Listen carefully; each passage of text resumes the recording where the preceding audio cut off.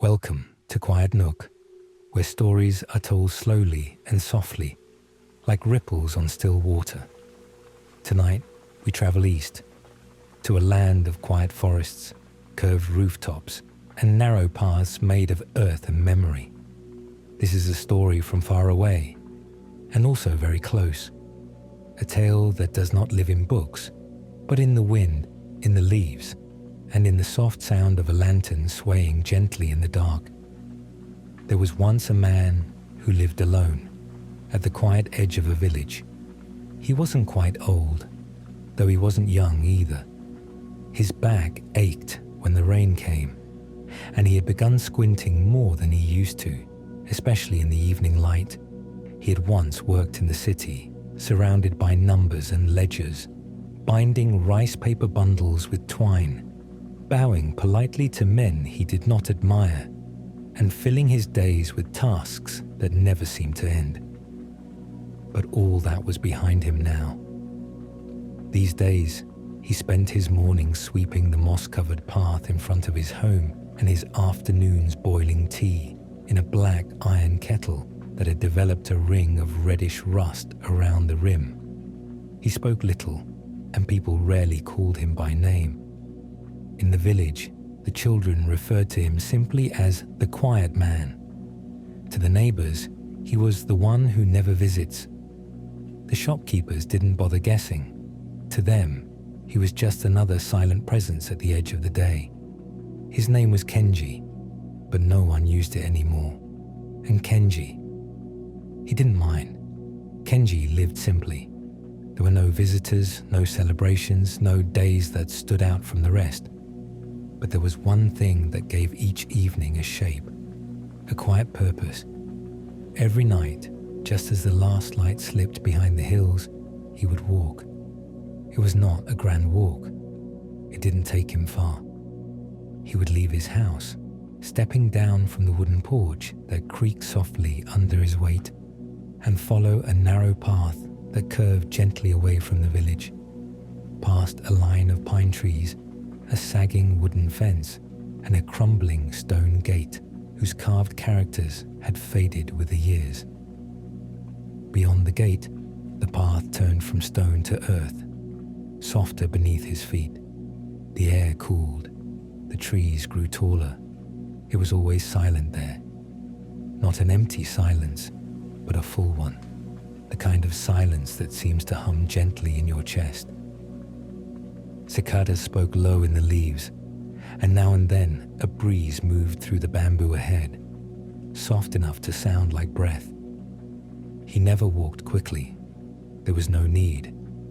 His sandals brushed against the dry path with each step, his hands folded behind his back, and his mind pleasantly blank, not thinking, not remembering, just listening to the gravel, to the wind, to the weight of the day settling into stillness. The walk always ended at the same place. Just beyond the path, before the forest truly began, there was a small clearing. Nothing more than a patch of flat earth surrounded by towering stalks of bamboo. Kenji would stop there, beside a leaning cedar post and a half-buried stone he'd never dared to move. He would stand quietly, shoulders relaxed, and look into the grove. That was where it appeared. A lantern. Not every night at first, but often enough that he stopped questioning it. It came from somewhere deep among the bamboo, where no path led and no voices ever came. It didn't flicker like fire. It didn't cast shadows. It simply glowed. A soft, golden light that hung low, like someone was holding it just above the ground. It moved slightly, swaying as though cradled by a gentle hand or hanging from a branch that no longer swayed. It always appeared at the same time, just after the final birdsong had faded, and just before the stars had fully claimed the sky. Kenji had first thought it was a firefly, a large one perhaps, or a cluster moving together. But fireflies danced. This light didn't dance. It held still, present, patient. The first time he saw it, he waited for it to vanish, It stayed for perhaps 10 slow breaths, the kind of breaths one takes when trying not to disturb a cat sleeping nearby. And then it was gone, as if someone had cupped their hands around it and carried it away.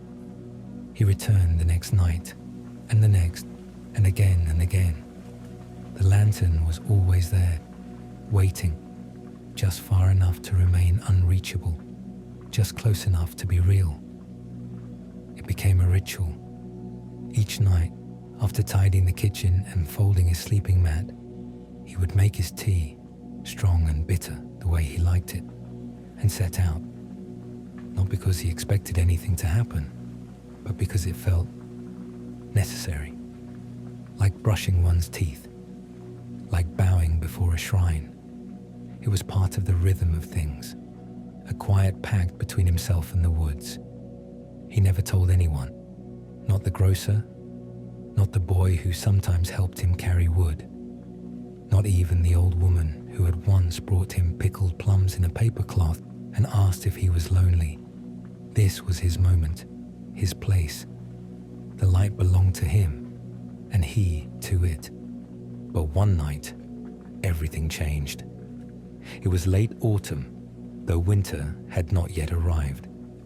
The wind smelled faintly of smoke from distant hearths, and the trees were bare in places where just last week they had still held onto gold and rust-colored leaves. Kenji wrapped a shawl across his shoulders and made his way to the grove. The moon was thin and low, caught behind a veil of clouds. The air felt heavier than usual, like it had something to say. He reached the clearing as he always did. The bamboo whispered in the wind. He stood quietly, watching, and the lantern appeared, but not where he expected it. It was closer this time, perhaps only a few meters into the grove, lower to the ground, brighter.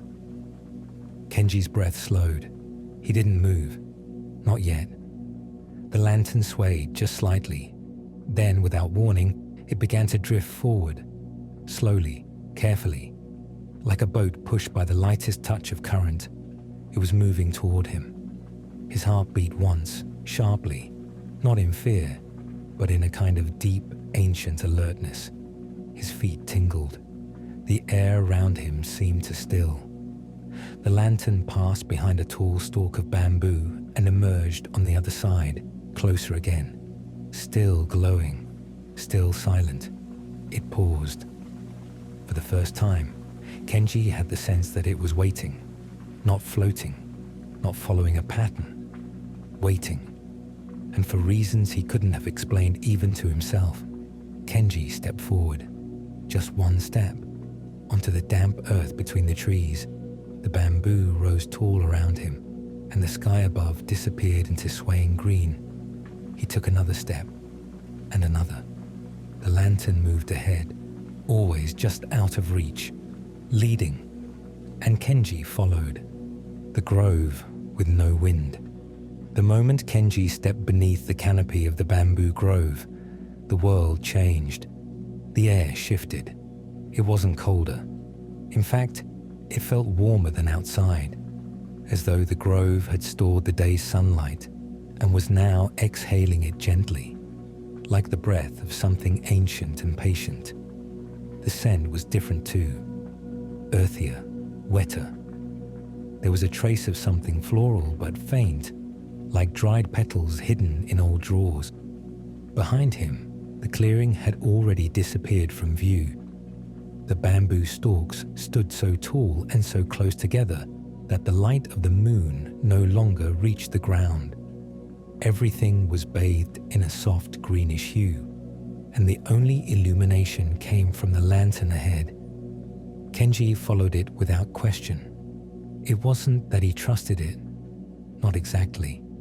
He didn't believe it was safe or kind or even real, but he felt drawn to it, as if he had already made this walk in another life, or perhaps in a dream he had forgotten.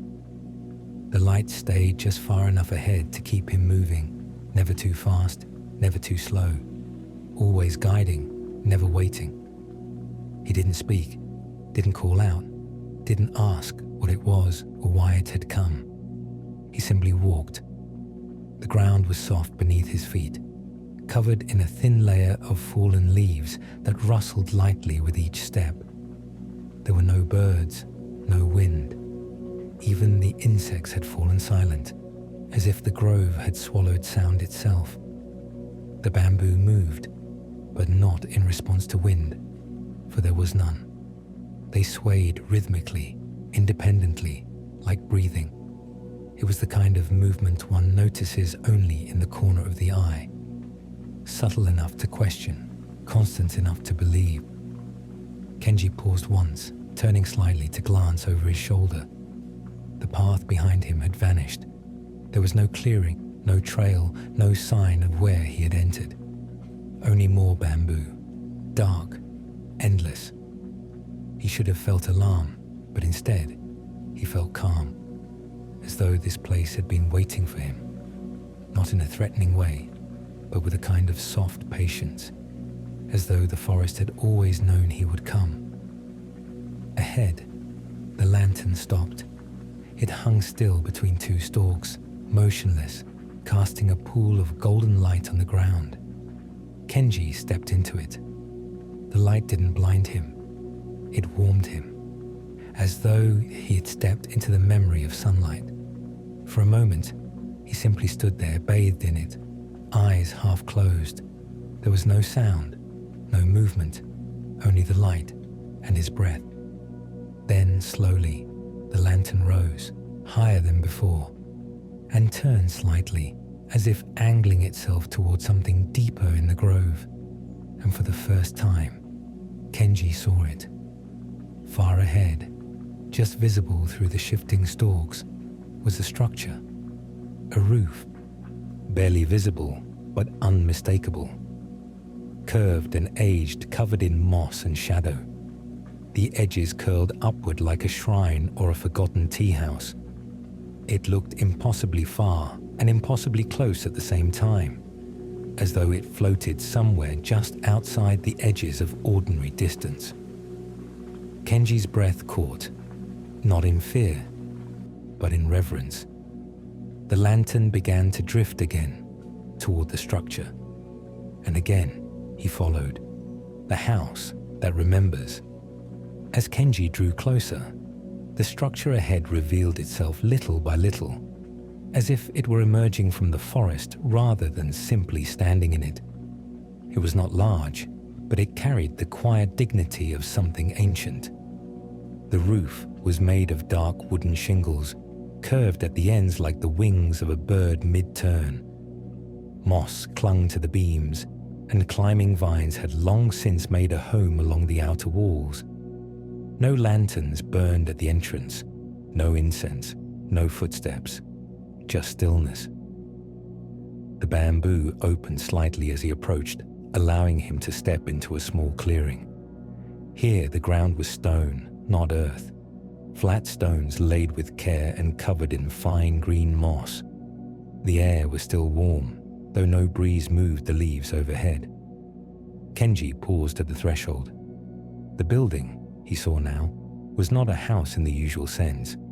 It had no windows, only a single wooden door, old and worn, with iron hinges that looked handmade.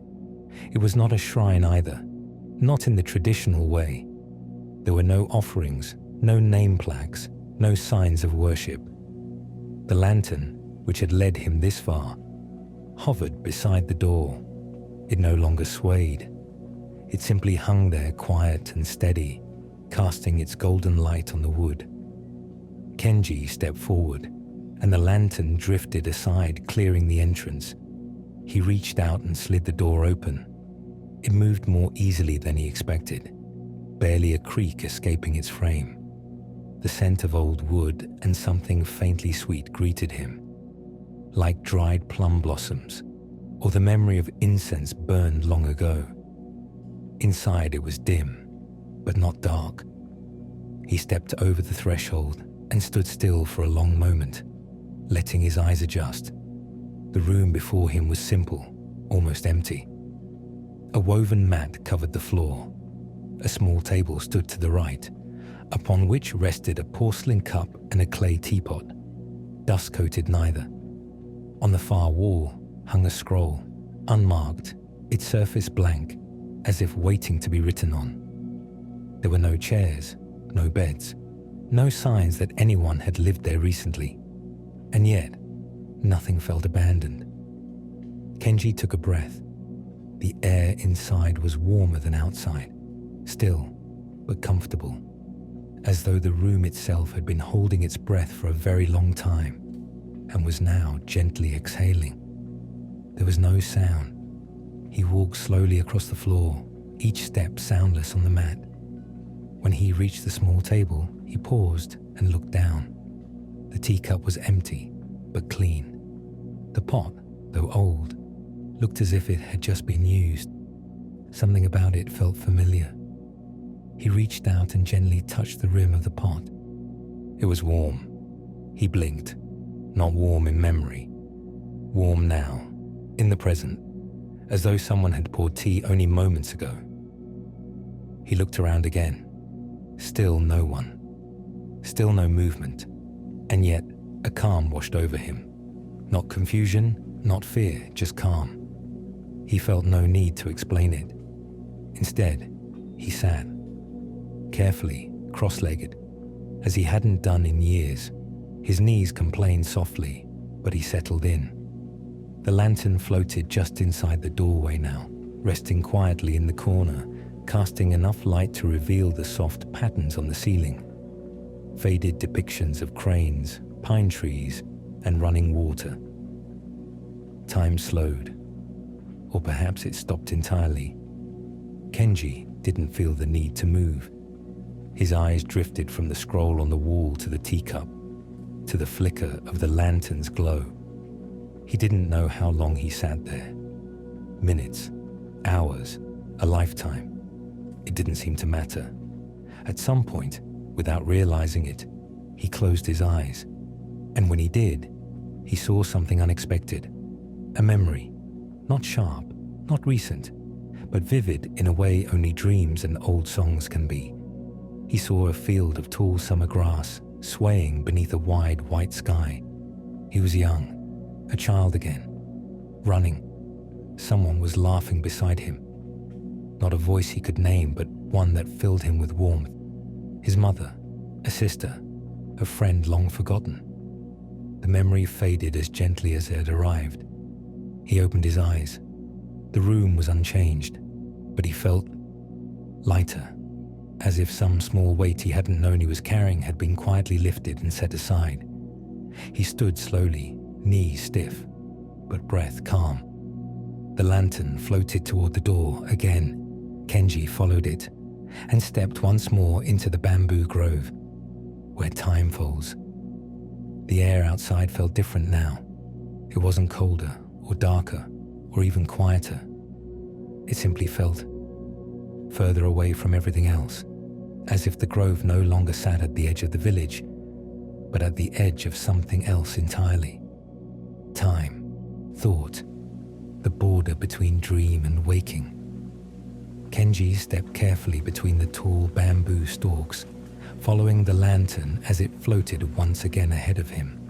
It moved slower now, almost lazily, as if it no longer had a destination, but was simply wandering, content to drift, to be watched.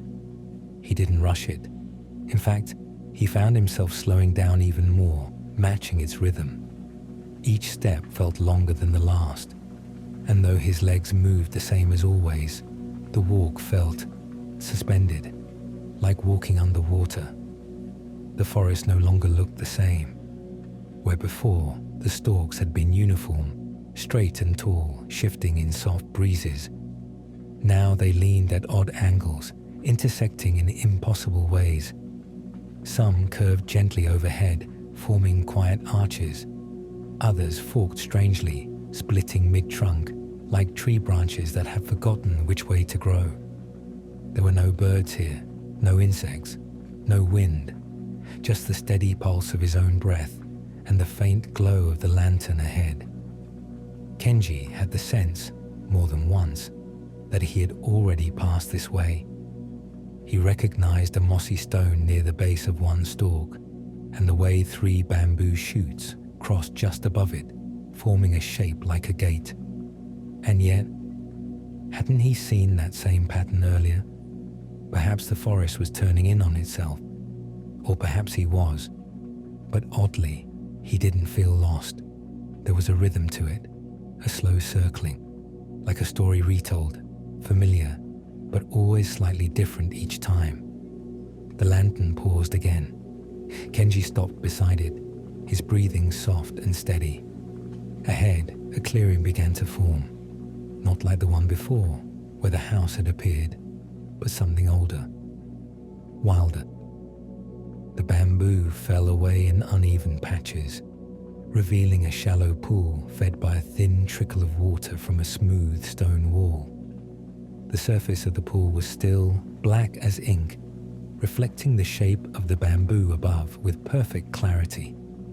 Around the edges, small white petals floated, perhaps from some tree not visible here, or perhaps from seasons long past. The lantern hovered at the edge of the water and stopped. Kenji stepped forward, drawn to the quiet surface.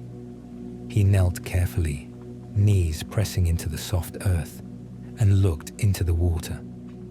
For a moment, he saw only the reflection of the bamboo above.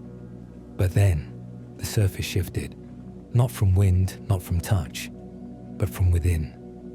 Ripples formed without a cause, and the reflection changed. It was no longer bamboo he saw, but something else. A street, narrow, paved with stone. Lanterns hanging from eaves, the scent of fresh noodles and coal smoke in the air. He blinked. It was his childhood, not the vague sense of it, but the street itself, the one where he had grown up. He could see the low gate of the family garden, the bucket left beside the door, the paper sign his mother used to post for deliveries, and then, in the corner of the image, a boy ran past, a boy he knew, himself. Kenji leaned back slightly, unsure whether to trust what he saw. But the vision faded just as gently as it had come, replaced again by the surface of the water, quiet and still. He remained kneeling for a while. He didn't feel sadness. He didn't feel longing. Only a strange kind of gratitude. The quiet kind that settles in the chest, warm and heavy, when something forgotten is returned to you for no reason at all. When he rose, the lantern was already moving again. It floated not along a path, but upward, following a slope between the bamboo that he hadn't noticed before. The earth was dry here, lined with fallen stalks that cracked faintly under his feet. He followed, again without hesitation. Behind him, the water remained still, its petals slowly turning, as if moved by dreams. The one who waits. The path grew narrower as Kenji followed the lantern upward. Bamboo gave way to pine and cedar, and the earth beneath his feet grew firmer, drier, scattered with old needles and polished stones. The slope curved gently, like the spine of a sleeping animal, and at its crest, the trees opened into a small plateau. There, at the center of the clearing, stood a figure. Not a shadow, not a trick of the lantern's light. A real figure, still, waiting. Kenji stopped without thinking. His breath steadied itself. His hands relaxed. The figure was dressed in white, not bright white, but soft, sun-aged fabric, like something hung too long in the wind. Long sleeves, a robe that reached the ankles, bare feet, toes sunk slightly into the moss. The hair was long, dark and tied loosely at the back. The face was turned away. The lantern floated toward the figure, slowed, and then stilled. Kenji did not call out. He didn't need to. The figure turned slowly to face him. It was a man, or perhaps it had once been. His face was calm, lined not with age but with stillness. the kind of stillness that comes from waiting a long, long time without speaking. His eyes were soft, black as polished inkstone. He looked at Kenji not as a stranger, but as someone expected. Kenji opened his mouth to speak, but no words came. None were needed. Instead, the figure bowed. Not deeply, but just enough. A gesture of acknowledgement, recognition. And Kenji, instinctively, bowed in return.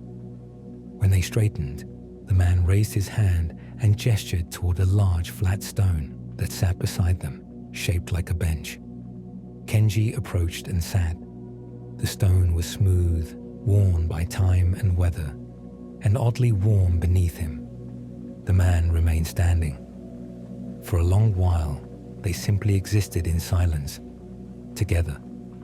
Above them, the trees swayed, though no wind stirred. Finally, the man spoke. His voice was gentle, like the brush of cloth against wood. It held an accent Kenji couldn't place. Perhaps not from any particular region, but from an older time. "You've been watching," the man said, not as a question, but a quiet fact.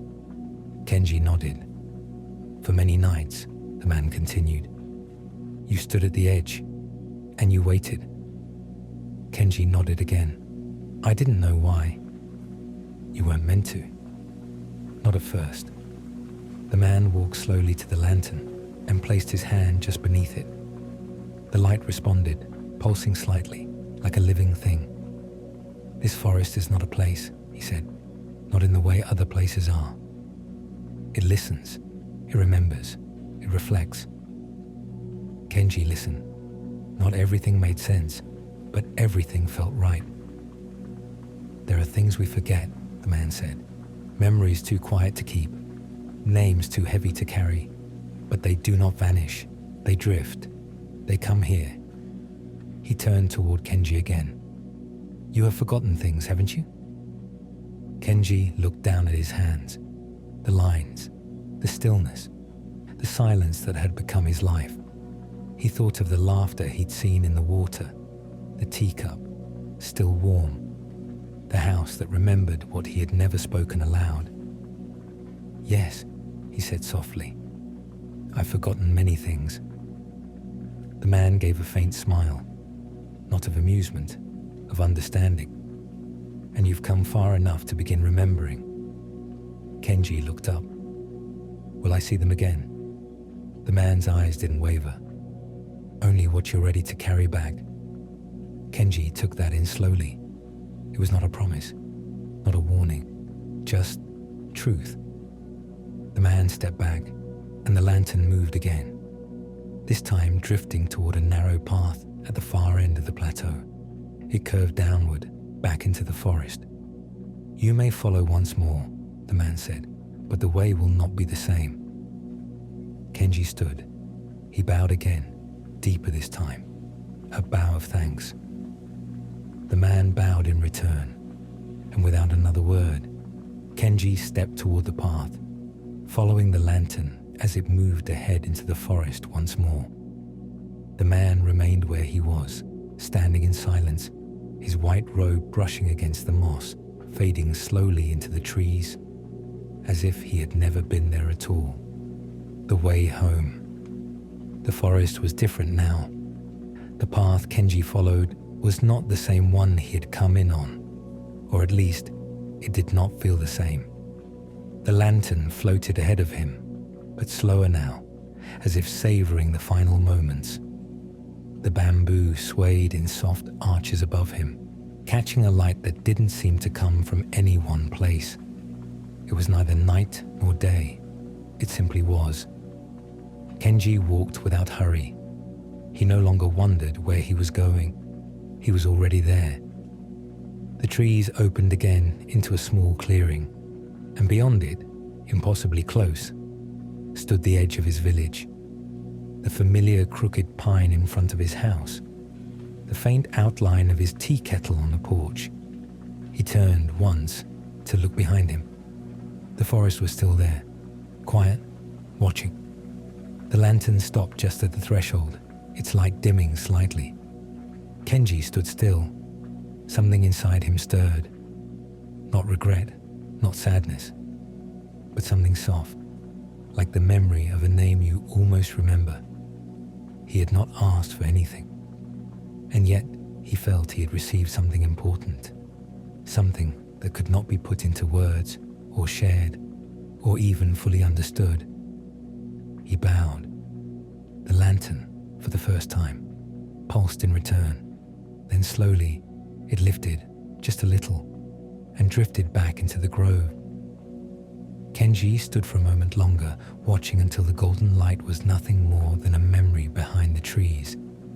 Then he turned, walked up the stone steps of his home, slid open the door, and stepped inside. The air was cool, still carrying the faint scent of old pine and dried tea. He knelt, lit a small candle, and poured water into the kettle. The flame flickered. The water began to warm. He placed a single cup beside it and waited. Not for the lantern, not for the man, just for the quiet. Outside, the night deepened. A breeze rustled through the leaves, and the bamboo far off in the forest swayed gently in reply. The house sighed, the world exhaled, and Kenji, alone and not alone, closed his eyes.